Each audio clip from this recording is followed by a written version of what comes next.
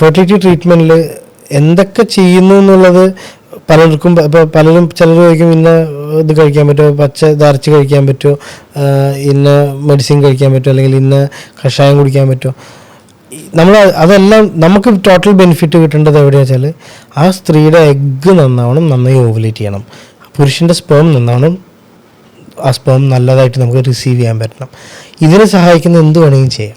കാരണം അതൊക്കെ നമുക്ക് ബെനിഫിറ്റാണ്. കാരണം നമുക്ക് ചാൻസ് ഓഫ് പ്രഗ്നൻസി കൂടാൻ ഇതല്ല. പേഷ്യൻ്റ് യോഗ ചെയ്താൽ പ്രഗ്നൻ്റ് ആവുമോ ചോദിച്ചാൽ യോഗ ചെയ്ത് കഴിഞ്ഞാൽ ഡെഫിനറ്റ്ലി അവരുടെ ഹെൽത്ത് ഇമ്പ്രൂവ് ചെയ്താൽ, ഓവറോൾ ഹെൽത്ത് ഇമ്പ്രൂവ് ചെയ്താൽ നമുക്ക് ഇത് കിട്ടും. നല്ലൊരു ആയുർവേദിക് ട്രീറ്റ്മെൻറ്റിന് പോട്ടെ എന്ന് വെച്ച് കഴിഞ്ഞാൽ അവരുടെ ലൈഫ് സ്റ്റൈൽ ഇമ്പ്രൂവ് ചെയ്യുന്ന ട്രീറ്റ്മെൻറ്റ് ചെയ്ത് കഴിഞ്ഞാൽ അവർക്ക് ഉണ്ടാകുന്ന സ്പേമും എഗ്ഗും ഒക്കെ ഇമ്പ്രൂവ് ആവും. അത്രയേ ഉള്ളൂ. കണ്ടീഷൻസ് ഉണ്ട്. ഇപ്പോൾ ഇപ്പോൾ ഈ ട്യൂബ് ബ്ലോക്ക് പറഞ്ഞാൽ കംപ്ലീറ്റ് ബ്ലോക്ക് ആയിട്ടുള്ളത്, അല്ലെങ്കിൽ സ്പേമില്ല കണ്ടീഷൻസ് ഉണ്ട്.